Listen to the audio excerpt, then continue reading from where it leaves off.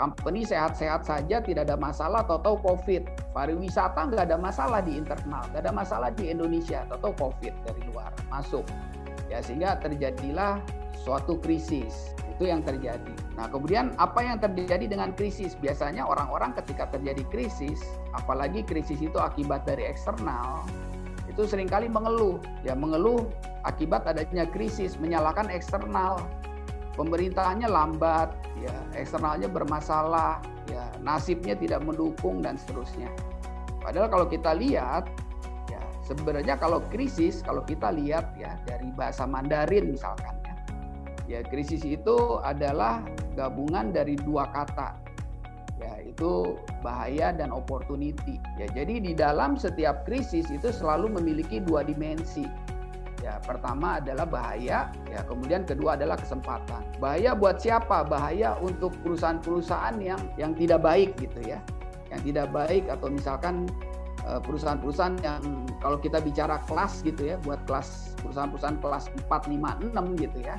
Nah, buat perusahaan-perusahaan kelas 4 dia bahaya. Tapi buat perusahaan-perusahaan ya misalkan kelas 8 yaitu bisa menjadi peluang. Nah, itu juga yang disampaikan oleh Andy Grove ya bahwa bad company akan destroy by krisis. Jadi company yang jelek akan dimusnahkan oleh krisis. Ya, kita tahu bahwa selalu setiap kali krisis pada akhirnya kita akan kembali ke normal. Ya, kita lihat pertumbuhan ekonomi Indonesia tadinya negatif, sekarang sudah mulai positif. Nah, ketika misalkan terjadi situasi kita kembali ke normal, nah itu beberapa company yang tidak baik itu sudah gugur. Ya, jadi marketnya itu dia besar, ya, kembali besar, ya, tapi pemainnya turun, ya, sehingga akan menjadi opportunity buat perusahaan yang baik dan juga opportunity buat perusahaan-perusahaan yang belajar, ya, opportunity untuk perusahaan-perusahaan yang adaptif, ya, opportunity buat orang-orang yang adaptif. Ya, bagaimana ketika terjadi krisis, ya dia tidak cengeng. Ketika terjadi krisis, dia tidak menyalahkan eksternal, tapi ya memikirkan bagaimana saya beradaptasi dengan kondisi kritis, kondisi krisis, sehingga menjadi opportunity untuk great companies, ya, menjadi opportunity untuk great people, gitu ya. Nah, ini yang harus menjadi basic mindset dari leadership di era ketidakpastian. Sekarang ini kita hidup di era ketidakpastian, banyak sekali perubahan. Nah, oleh karena itu kita pun harus siap. Kalau kita tidak siap, itu kita akan menjadi stres. Nah, ini yang terjadi di era sekarang, bahwa terjadi perubahan yang sifatnya eksponensial. Nah, tapi bagaimana reaksi pemimpin saat krisis? Nah, ini dari pengalaman saya, ya, apalagi mungkin 2 tahun terakhir ya. Nah, ketika kami datang, itu yang terjadi apa? Menyalahkan eksternal. Nah, ada pemimpin yang saat krisis kerjanya curhat gitu ya. Jadi kumpul-kumpul kerjanya curhat, menyalahkan pemerintah, menyalahkan eksternal, menyalahkan kompetitor, ya, menyalahkan ini salah kamu gitu ya. Ini salah mereka gitu. Nah, ini yang terjadi, menyalahkan eksternal. Ya, tapi kalau kita pahami, ketika si pemimpin menyalahkan eksternal, nggak akan terjadi perubahan. Karena berpikir bahwa yang harus berubah adalah eksternal. Nah, ini yang harus menjadi basic pemimpin, basic pemikiran dari pemimpin, ya, tidak boleh menyalahkan eksternal. Kemudian ada juga pemimpin yang pasrah. Ya udah deh, mau gimana lagi? Ya, akhirnya dia quit gitu ya. Tapi bukan dia berusaha beradaptasi, tapi dia quit. Nah, ini tipe-tipe pemimpin yang terjadi saat terjadi krisis. Tapi ada juga pemimpin yang adaptif. Nah, jadi buat Bapak Ibu sekalian, Bapak Ibu semua, teman-teman, ya, teman-teman harus sadar bahwa sekarang ini kita hidup di zaman uncertainty, ketidakpastian. Dan ketidakpastian itu akan menimbulkan krisis. Dan tadi kita bicara bahwa krisis itu mengandung 2 arti ya. Ya, krisis itu adalah musibah atau peluang. Nah, jadi basic mindset pertama yang harus dilakukan oleh pemimpin di era uncertainty adalah ya pemimpin itu harus terima kondisi apa adanya. Itu dulu. Jadi jangan mengeluh, jangan cengeng. Jadi memimpin di era krisis seperti sekarang, di era uncertainty sekarang, pemimpin itu nggak boleh mengeluh. Jangan menyalahkan eksternal, jangan pasrah, tapi beradaptasi dengan kondisi yang terjadi. Nah, itu adalah step pertama, ya. Pemikiran pertama ketika kita memimpin di era uncertainty, memimpin di era ketidakpastian. Terima kondisi apa adanya dan beradaptasi. Ya, sekarang kalau kita bicara secara sederhana, ya, coba Bapak Ibu lakukan introspeksi. Ya, introspeksi 3 tahun terakhir. Apakah gaya kepemimpinan kita sama sebelum krisis dan setelah krisis? Apakah ketika krisis kita cenderung menyalahkan eksternal? Apakah saat krisis kita cenderung pasrah atau kita menjadi adaptive leadership? Kalau ternyata kita saat krisis itu menyalahkan eksternal, kita saat krisis pasrah, ya itu saatnya kita mentransform diri kita sendiri ya menjadi adaptive leadership. Kita dulu sering mengeluh, ya sekarang saatnya kita transform diri kita untuk menjadi adaptive leadership. Jangan menyalahkan pimpinan misalkan. Pimpinannya company-nya nggak support ya. Nah, terus rekan kerja tidak bantu, tidak support, anak buah tidak support. Jangan menyalahkan eksternal. Ya, tapi terima kondisi apa adanya kemudian beradaptasi. Itulah yang diperlukan di pemimpin di zaman sekarang. Oke. Nah, ini yang kita terjadi adalah sekarang tadi ya, ada industri 4.0, ada society 5.0, ya, kemudian ada multi generation, ada multi tuntutan. Ya, terutama yang bekerja di BUMN ya. Ya, tuntutannya, aturannya bukan hanya dari standar ISO-nya, tapi juga ada standar dari kementerian. Ya, harus juga bicara tentang GCG dan seterusnya. Nah, sehingga akhirnya terbentuklah suatu ketidakpastian. Nah, kalau Bapak Ibu perhatikan di gambar ini, ya ini adalah jalan ya di mana tadinya jalannya biasanya lurus, kita bisa tahu arahnya kemana. Nah, sekarang ini ya jalannya tuh nggak jelas gitu. Jadi kadang-kadang kita nggak tahu nanti arahnya bakal kemana. Jadi crowded seperti ini. Gitu ya. Jadi tadinya jalannya dari sini, kemudian larinya ke sini, kemudian ya ini di dalam perjalanan menuju ke sini terjadi ketidakpastian. Nah, sehingga kita perlu berakrobatik ya, perlu beradaptasi terhadap ketidaksesuaian yang terjadi, ketidakpastian yang terjadi. Nah, apa yang kita lakukan ya saat terjadi ketidakpastian? Ini yang akan kita coba bahas. Nah, kemudian ketidakpastian sendiri kita bisa bagi menjadi dua ya. Bicara ketidakpastian yang sifatnya predict uncertainty ya, ketidakpastian yang sebenarnya sudah diketahui. Ya, contohnya misalkan ya, Industri 4.0. Industri 4.0 sudah dikenalkan di tahun 2011. Ya, kemudian beberapa tahun yang lalu ya kita banyak seminar-seminar mengenai Industri 4.0, tapi sekarang kelihatannya udah mulai redup lagi nih. Ya, seolah-olah orang sudah mulai melupakan tentang Industri 4.0. Ya, kemudian Society 5.0. Society 5.0 ini dicetuskan oleh Jepang ya, menyikapi terjadinya dengan adanya Industri 4.0. Nah, itu sebenarnya Industri 5.0 itu adalah mencoba menjelaskan bahwa teknologi dan manusia itu harus berkolaborasi. Nah, itu bicara Society 5.0 ya.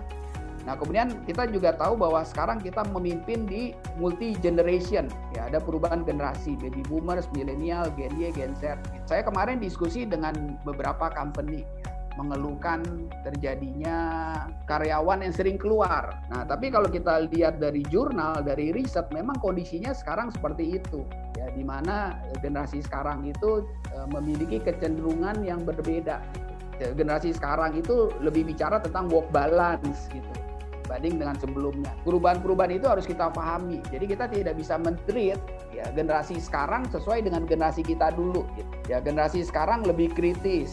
Ya, lebih kreatif ya, jadi arahnya tidak bisa lagi ke instruksi ya, lebih ke kolaboratif ya, tidak cocok lagi delegating ya, tapi lebih ke kolaboratif. Tapi itu kalau kita bicara bergerak dengan karyawan-karyawan yang generasi-generasi yang sekarang. Tapi kadang-kadang di dalam company ada juga masih ada generasi milenial gitu. Ya, jadi intinya kita tidak bisa menerapkan satu metode dengan kondisi multi generasi. Nah, ini yang akan kita bahas ya. Kemudian kita juga tahu ya sekarang itu dituntut dengan banyak tuntutan, quality, safety, best quality, best safety, best environment, GCG, sustainability development. Nah, itu yang terjadi. Sehingga akhirnya seringkali ya udah deh bentuk tim quality, tim safety, tim environment, tim GCG. Nah, akhirnya terjadi bukannya menjadi efisien tapi menjadi konflik gitu ya. Ya, quality first, safety first ya. Dan konflik dan mengakibatkan juga biaya karena tidak di-manage secara terintegrasi. Hal-hal yang ini yang mengakibatkan perubahan dalam mengelola. Ya, dalam mengelola suatu company. Pemimpin itu harus memahami ini. Nah, sehingga pemimpin itu bisa beradaptasi. Ya, bagaimana pemimpin bisa beradaptasi kalau tidak mengerti tentang Society 5.0 misalkan. tidak mengerti tentang multi generation. Nah, akibatnya dia memimpin dengan gayanya dia. Nah, ini yang harus dipahami ya. Jadi ada predict uncertainty, ya, ada juga unpredict uncertainty. Nah, misalkan contoh seperti itu ya. Jadi ada dua sebenarnya. Ada dua uncertainty. Satu predict uncertainty yang kita bisa ketahui, ya. Kemudian ada unpredict uncertainty. Nah, ketidakpastian yang terjadi tiba-tiba. Lagi bagus, ya, ekonominya atau COVID, ya, terjadilah unpredict uncertainty, ya. Jadi uncertainty, ketidakpastian yang tidak bisa diprediksi, terjadi tiba-tiba, sulit diduga. Kemudian kemarin kita senang gitu ya, senang bahwa COVID udah mulai turun, tahu-tahu ada perang Ukraina, ya, mulailah terjadi harga minyak naik, ya. Nah, akhirnya terjadi ketidakpastian lagi gitu, muncul ketidakpastian lagi. Jadi unpredict uncertainty itu ya bencana, ya, gejolak gitu. Dan kadang-kadang gejolak itu bukan terjadi di Indonesia, tapi di luar, tapi dampaknya sampai ke Indonesia. Nah, itu bicara unpredict uncertainty. Nah, mengenai unpredict uncertainty, ya, itu seringkali terjadi perdebatan. Ya, ada jurnal atau buku yang menyatakan semua uncertainty, ketidakpastian itu bisa dipredik. Nah, kemudian kalau saya diskusi, ya, unpredict uncertainty itu sebenarnya gini, ketidakpastiannya berjalannya lebih cepat gitu. Ya, tetap bisa diprediksi, ya. Cuman kita harus quick action untuk mengatasi hal tersebut. Nah, berbeda dengan predict uncertainty. Predict uncertainty kita masih cukup punya waktu untuk melakukan adaptasi karena predict uncertainty itu perubahannya tidak secepat unpredict uncertainty. Nah, itu kita bicara dulu tentang ini ya, ketidakpastian. Nah, kalau kita sudah memahami ini tentang ketidakpastian, ada predict uncertainty dan unpredict uncertainty, ya, kemudian how to handle. Today ini dua predict uncertainty maupun unpredict uncertainty ini itu penanganannya berbeda gitu ya. Ya, bagaimana dengan predict uncertainty? Nah, kalau predict uncertainty, ya, kuncinya adalah kita memantau perkembangan zaman. Ya, memantau perubahan tren di masa depan. Ya, oleh karena itu, ya, kita sebagai pemimpin kita harus up to date terhadap teknologi. Sebagai pemimpin kita harus memaksa karyawan kita up to date terhadap teknologi. Nah, kemudian memanfaatkan teknologi tersebut untuk mentransform proses kita ke arah teknologi. Ya, kemudian kalau kita tahu, ya, kita tahu perkembangan zaman, kemudian kita menyusun rencana perubahan, beradaptasi dengan perubahan tren. Ya, oleh karena itu, kalau bicara pemimpin di era uncertainty, yaitu nanti Bapak sama Ibu yaitu akan pindah fokus dari operation control menjadi project control. Karena terjadi uncertainty terus-menerus gitu. Sehingga kita harus beradaptasi terus-menerus gitu. Sehingga akhirnya kita harus punya project to project. Bagaimana kita mentransform misalkan dari marketing tradisional kita menjadi digital marketing, project lagi. Bagaimana kita kontrol website kita yang tadinya jadul menjadi lebih modern, sehingga nanti di leader di era uncertainty itu harus lebih menguasai project management, bukan lagi operation management. Karena operation management nanti akan dihandle by teknologi. Jadi ada dua hal penting yang kita harus pahami, bahwa operation harus kita transfer ke dalam teknologi. Ya, kemudian kita mengelola project untuk menyiapkan ke masa depan. Karena apa? Karena terjadi uncertainty, terjadi perubahan. Kembali lagi di sini bicara predict uncertainty, yaitu kita memantau perkembangan zaman. Ya, lalu bagaimana dengan unpredict uncertainty? Nah, tadi kami menyebutkan ya, ada perdebatan, ada literatur yang menyatakan sebenarnya uncertainty-nya kita tahu gitu. Ya, tapi kalau di sini saya tetap menyatakan itu unpredict. Artinya kita tidak duga gitu ya. Terjadi tiba-tiba, sulit diduga. COVID-19 siapa yang menduga? Cuman kadang-kadang kan begitu ada film ya terjadi COVID-19 seringkali dipas-pasin gitu ya. Oh, ini dulu ada nih Doraemon ya. Doraemon pernah meramalkan akan terjadi virus misalkan. Oh, ada filmnya, oh ketemu nih. Jadi seolah-olah itu sudah diprediksi ya, padahal sebenarnya tidak. Kemudian penanganan di predict uncertainty dan unpredict uncertainty itu berbeda. Kalau predict uncertainty kita memantau perkembangan zaman ya, tapi kalau unpredict uncertainty itu adalah quick action ya. Jadi kuncinya adalah respon yang cepat. Kita harus cepat gitu. Ya, makanya ini ada yang literatur lain bicara sebenarnya kita tahu kok ketidakpastiannya gitu. Cuman kalau uncertainty itu ketidakpastiannya dampaknya cepat gitu. Nah, sehingga penanganannya adalah respon yang cepat. Begitu terjadi COVID, kita harus respon yang cepat. Bagaimana nih sebelum dia menjadi disaster ya. Jadi ya kasarnya bicara tentang sakit ya. Nah, sakitnya ini dia ada levelnya, ada tahapannya, kanker stadium 1, 2, 3, 4. Nah, sebelum mencapai ke stadium 4, begitu kita tahu ada kanker stadium 1, kemudian kita melakukan action. Jadi kalau di unpredict uncertainty itu kuncinya adalah quick action, quick evaluation. Jadi jangan sampai begini, quick action ya, kemudian sometimes action kita tidak berhasil gitu. Tapi kita masih tetap mengandalkan action tersebut, nggak berubah gitu ya. Nah, akhirnya kembali terjadi ke tadi, kankernya berkembang menjadi stadium 4. Nah, itu kira-kira seperti itu. Jadi kunci di unpredict uncertainty adalah quick action, quick evaluation. Ya, sebelum krisisnya membesar. Nah, ini adalah basic knowledge sebelum kita masuk ke bagaimana kita menjadi leader di era uncertainty.